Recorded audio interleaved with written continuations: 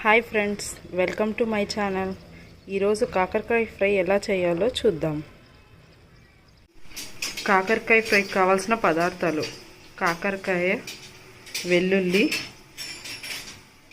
కారం పొడి, ఆనియన్, పప్పులు, కొబ్బరి, కాసింత ఉప్పు.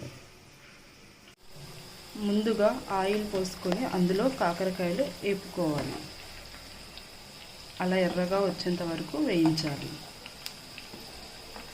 ఇలా కొన్ని కాకరకాయలు వేసి ఇలా వచ్చేంత వరకు వేయించాలి. Red colour.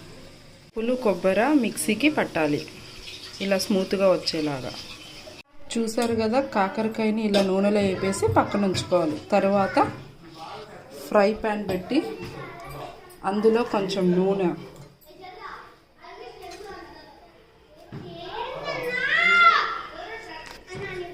ఒక స్పూన్ నూనె పోసి కొంచెం కరివేపాకు, ఆనియన్, ఎండుమిర్చి వేసి వేయించాలి.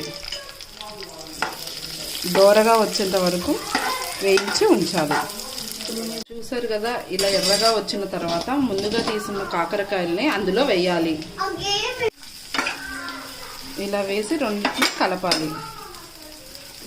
దగ్గరగా వచ్చేంత వరకు ఉంచిన తర్వాత కొంచెం ఉప్పు వేసుకోవాలి. వేగిన తర్వాత కారం వేసి కలపాలి.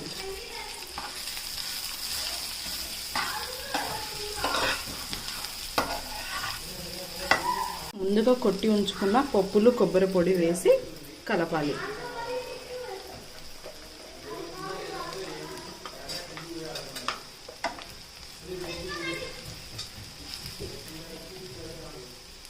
చూసారు కదా, ఎంతో రుచికరమైన కాకరకాయ ఫ్రై రెడీ.